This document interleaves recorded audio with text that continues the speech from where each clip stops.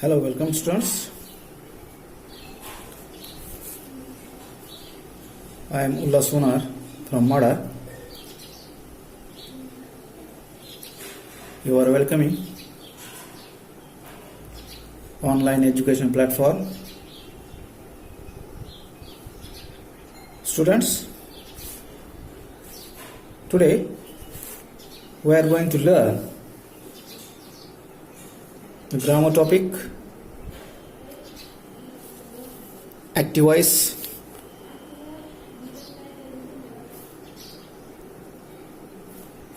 passive voice. Okay. Then first we should learn what is the meaning of active voice. Active voice म्हणजे काय हे आपण शिकूया. Active voice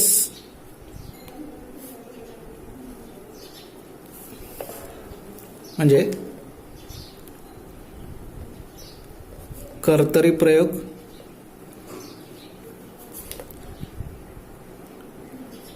and passive voice means कर्मणी प्रयोग. In Marathi,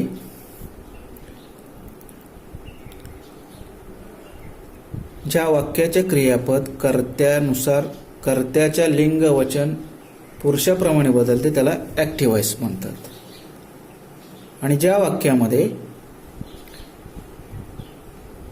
क्रियापद कर्माच्या लिंग वचन पुरुषाप्रमाणे बदलते त्याला पॅसिव्ह व्हॉइस म्हणतात.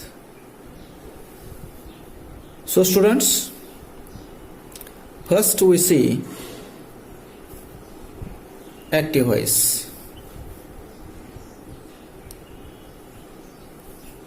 स्ट्रक्चर बघूया आपण त्याचं. ऍक्टिव्ह व्हॉइसचं स्ट्रक्चर काय असतं? Subject plus verb plus object. Okay, you know it. For example, Rohan plays cricket. This is subject, verb, object. Okay. This is the sentence of active voice. In exam, you should change that sentence in passive voice. First we see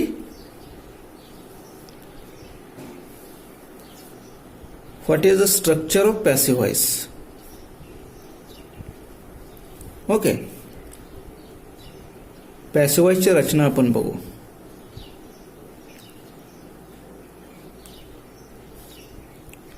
object plus helping verb plus PP. PP म्हणजे क्रियापदाचे तिसरे रूप plus by plus subject. हा subject जो इथे येणार आहे तो द्वितीय विभक्तीत असेल. So students, here we see the example, Rohan plays cricket. In Marathi, Rohan cricket खेळतो. त्याचं पॅसिव्ह व्हॉइस मध्ये रूपांतर करताना सगळ्यात महत्वाची गोष्ट लक्षात ठेवायची की वाक्याचा अर्थ न बदलता आपल्याला कर्मणीच्या प्रमाणे वाक्य तयार करायचे. इथं ऑब्जेक्ट कोणता आहे? Cricket. Cricket. Helping verb. Helping verb is. Then क्रियापदाचे तिसरे रूप प्लेड. बाय. सब्जेक्ट रोहन. ह्या वाक्याचा अर्थ काय होतो बघा. Cricket is played by Rohan. Cricket Rohan कडून खेळले गेले. हे तर वाक्य काय सांगतंय ऍक्टिव्ह व्हॉइस मध्ये? Rohan plays cricket. Rohan cricket खेळतो. हिथं क्रिकेट रोहन कडून खेळले गेले. दोन्ही वाक्याचा अर्थ एकच आहे, अर्थ बदलत नाही, हे सगळ्यात महत्त्वाचं लक्षात ठेवा. फक्त कन्स्ट्रक्शन बदलतं, त्याचं स्ट्रक्चर बदलतं. In active voice we should start the sentence with the subject, verb and object. This is the structure of active voice. And in passive voice we should remember the structure: object first, helping verb, past participle म्हणजे क्रियापदाचे तिसरे रूप by, subject. Then student, remember, you should identify the sentence which is given you. Is the sentence is active or passive? This is the first step. Then you should identify the sentence tense. Because of tense कळल्यानंतर, काळ कळल्यानंतर काळाच्या नुसार त्यामध्ये बदल होतात. त्यामुळे पहिल्यांदा वाक्य ॲक्टिव्ह आहे का पॅसिव्ह आहे हे तुम्हाला समजलं पाहिजे. त्यानंतर ते कोणत्या काळात आहे ते समजलं पाहिजे. हे 2-3 बदल लक्षात आले की तुम्हाला ॲक्टिव्ह वॉइस पॅसिव्ह वॉइस सोडवता येईल. फार अवघड नाही आहे. थोडंसं लक्ष दिलं, थोडंसं प्रॅक्टिस केले की तुम्हाला येऊन जाईल. आता सगळ्यात पहिला चेंज आपण बघू. हे तर काय, सब्जेक्ट द्वितीय विभक्ती. आता इथं रोहन आलं म्हणून आपण इथं रोहन घेतलं पॅसिव्ह वॉइसमध्ये पण. परंतु जर इथं प्रोनाउन्स आलं असतं, आय आलं असतं, वी असतं, यू, ही, सेड असतं, तर आयचं इथं आय राहिलं नसतं, हीचं ही राहिलं नसतं, सीचं सी राहिलं नसतं. सो ते चेंजेस आपण बघू. The pronounce changed in active voice. कशा पद्धतीने चेंज होतात बघा. ॲक्टिव्ह वॉइस मध्ये जर सब्जेक्ट आय असेल तर पॅसिव्ह वॉइस मध्ये काय होतं, बाय मी. ॲक्टिव्ह मध्ये जर सब्जेक्ट वी असेल तर बाय अस. येऊचं येऊच राहतं. ही असेल तर बाय हिम. सी असेल तर बाय हर. इटचं इट राहतं by it. They by they. So students, you should study this one also. This is the very important in active to passive. And after that, the main important thing, we should remember the tense.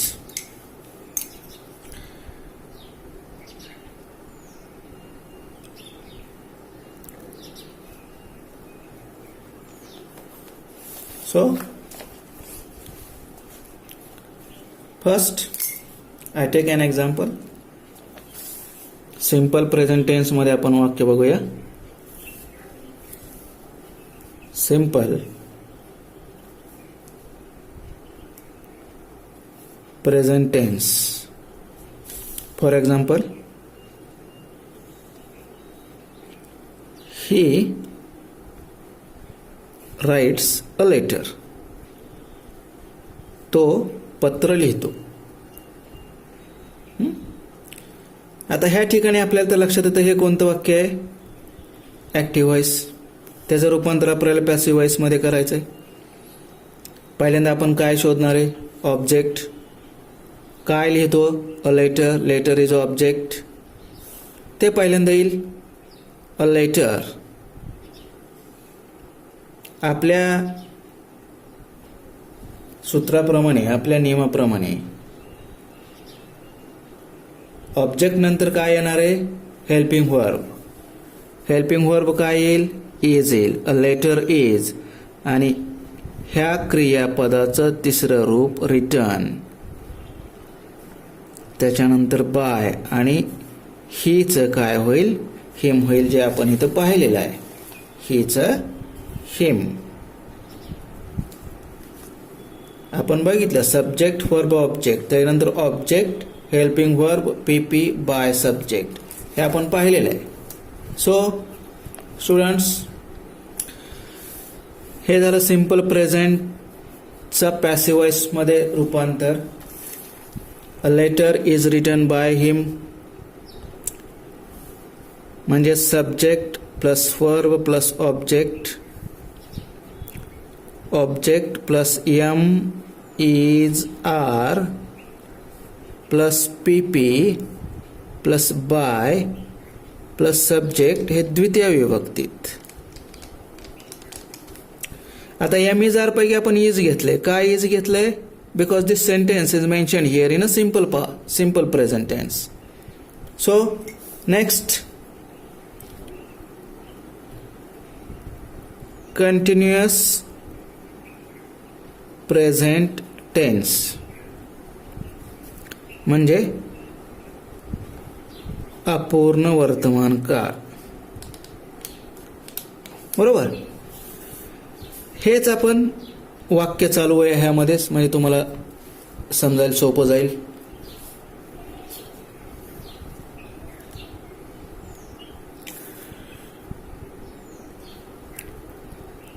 He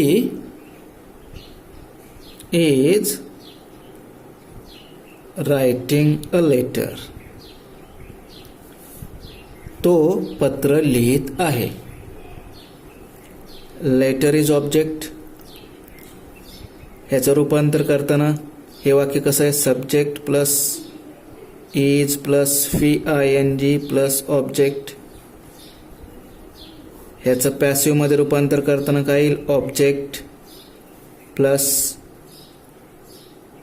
is plus being plus PP plus subject द्वितीय विभक्ती. बरोबर. By plus subject. परत एकदा लिहितो मी.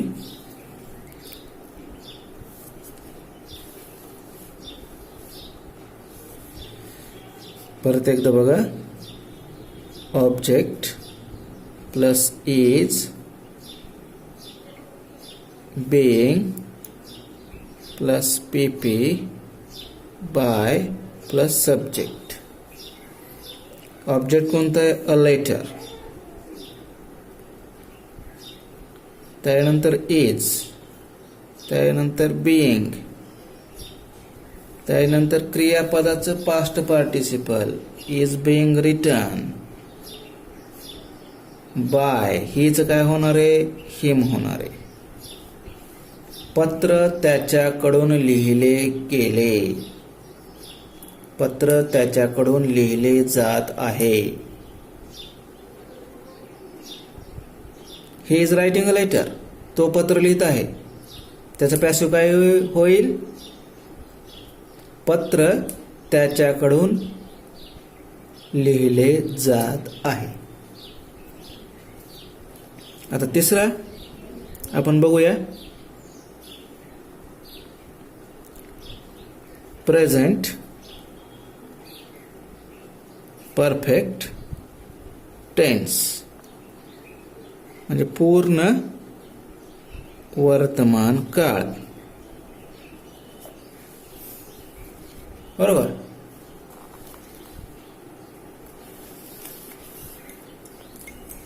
पूर्ण वर्तमान काळाचे सूत्र आहे ते कसं असणार आहे? Subject plus have has PP plus object. हेच वाक्य आपण घेऊया. He has written a letter. Okay. ह्याचा पॅसिव्ह काय होईल? पहिल्यांदा ऑब्जेक्ट, त्यानंतर हॅज, त्यानंतर बीन, त्यानंतर पास्ट पार्टिसिपल, त्यानंतर बाय आणि सब्जेक्ट. ह्याचं ऑब्जेक्ट कोणतं आहे? A letter. A letter has been written by him. काय अवघड नाही. तुम्हाला वाक्यातील काळ कळला, वाक्यातलं स्ट्रक्चर तुम्ही समजून घेतलं आणि त्यात होणारे बदल जर समजून घेतले तर ॲक्टिव्हचं पॅसिव्ह करणं काहीही अवघड नाही. फक्त तुम्ही थोडं समजून घ्या. त्यानंतर पुढचा काळ आपण बघूया. Simple past. ओके.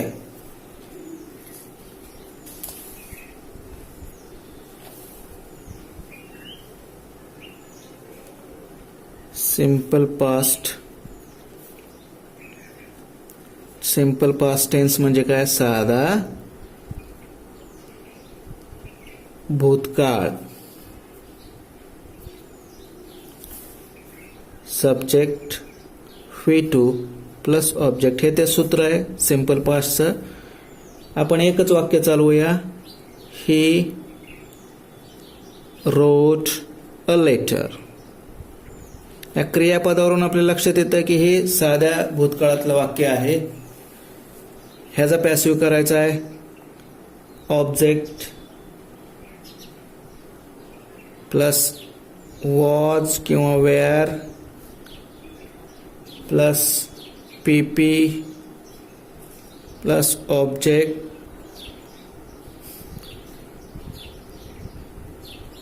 बाय आणि सब्जेक्ट.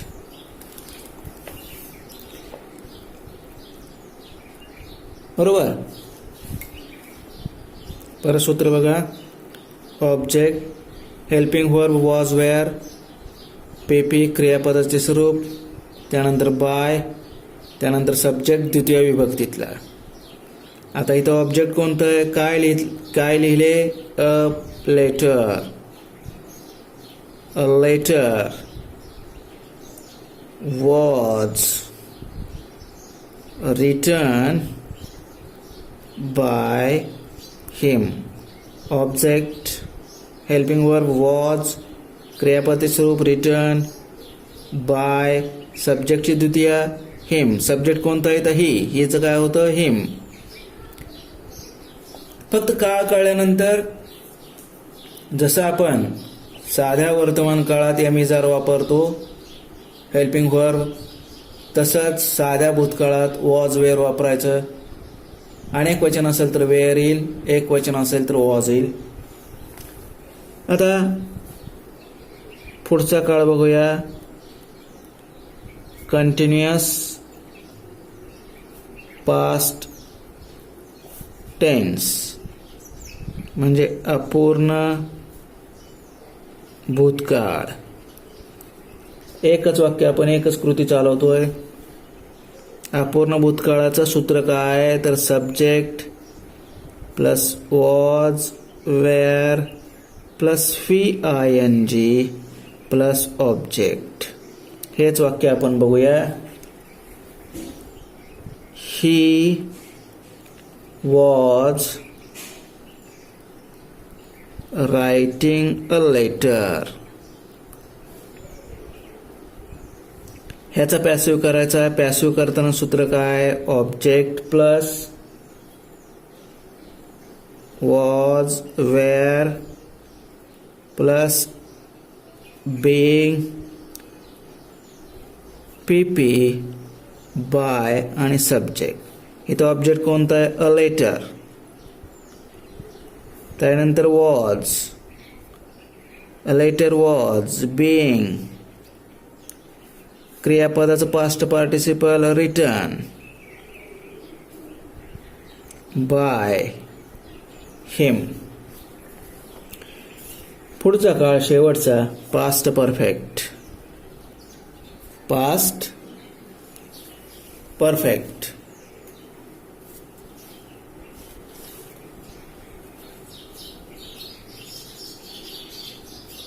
पास्ट परफेक्ट टेन्स म्हणजे पूर्ण भूतकाळ. पहिल्यांदा तो ओळखता आला पाहिजे, ते सूत्र आपल्याला माहित पाहिजे. Subject plus had plus PP plus object हे पूर्ण भूतकाळाचं ऍक्टिव्हचं सूत्र आहे, म्हणजे स्ट्रक्चर आहे. He had written a letter. ह्याचा ऍक्टिव्ह करायचा आहे object plus had plus been plus PP by plus subject. काय object? A letter had been written by him. Okay, हे झाले आपण काळामधले सगळे वाक्य आपण बघितले. एकच वाक्य आपण चालवलं, ही राईट्स अ लेटर, तो पत्र लिहितो.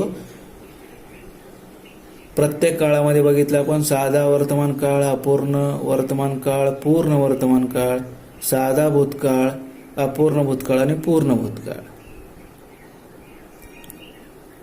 तुम्ही थोडं लक्ष दिलं, तुम्ही थोडं ते सूत्रांचा अभ्यास केला, बदल कुठं कुठं होतोय, चेंजेस कुठं होतात हे जर पाहिलं तर तुम्हाला हा टॉपिक फार अवघड वाटणार नाही जितका तुम्ही समजताय. आता ह्यानंतर असं वाक्य आलं, he can write a letter. आता इथे काळ नाही, कोणताच काळ नाही. तुम्ही म्हणणार आम्ही सर कसं सोडवू हे सूत्र लक्षात ठेवायचं. परत एकदा ऑब्जेक्ट घ्यायचं. इथं काय आहे? सब्जेक्ट आहे, हे मॉडेल ऑक्झिलरी आहे. वर्ब आहे, ऑब्जेक्ट आहे. मग मॉडेल ऑक्झिलरी आल्यानंतर काय करायचं तर ते सूत्र आहे. पहिल्यांदा ऑब्जेक्ट घ्यायचा आपण अ लेटर. A letter. त्यानंतर मॉडेल ऑक्झिलरी घ्यायचं कॅन. त्यानंतर बी घ्यायचं. त्यानंतर क्रियापदाचं तिसरं रूप by him. A letter can be written by him. असं कोणतंही येऊ द्या, कोणतंही वाक्य येऊ द्या, फक्त सूत्रपाठ असेल तर आपल्याला ऍक्टिव्हचं पॅसिव्ह करता येतं. पुढचं वाक्य आपण बघू. He will write a letter. तो पत्र लिहिल. आता इथं काळ आहे साधा भविष्यकाळ. आपण हे पहिल्यांदा मुद्दामून इकडे उल्लेख केला नाही. असं वाक्य आल्यानंतर हे मॉडेल ऑक्झिलरीमध्ये त्याचं आपण पाहिलं, त्याच पद्धतीने आपण सोडवू. अ लेटर विल बी, हा बदल आहे फक्त, return by him. Okay, so children, if any questions?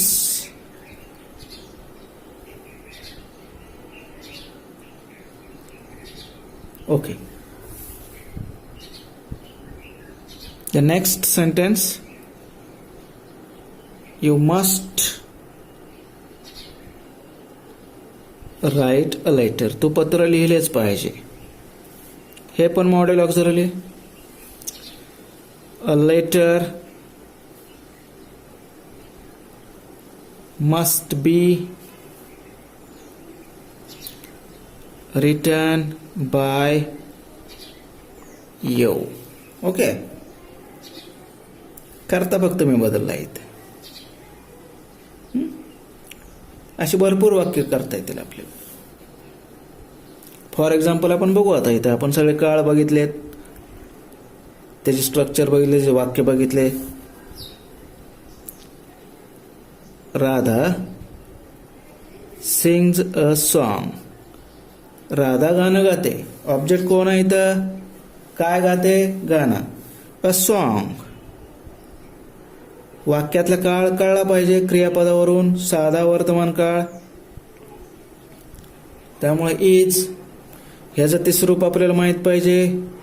Sung by Radha. हेच घेतो मी, फक्त आय वापरून घेतो. I sing a song. A song is sung by me. They played cricket. ते क्रिकेट खेळले. सब्जेक्ट, क्रियापद आणि object. Okay. From this verb we know this sentence in a simple past tense. Okay, right. So cricket is played by them. Cricket is played by them. Okay. So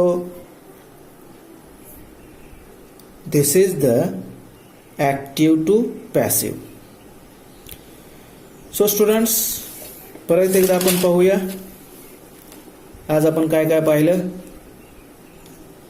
active voice म्हणजे कर्तरी प्रयोग, passive voice कर्मणी प्रयोग, तर structure, active subject verb object, त्याचं पॅसिव्हचं structure, object helping verb, पीपी by subject. त्यानंतर महत्त्वाचं आपण बघितलं की सर्वनामामध्ये होणारे बदल.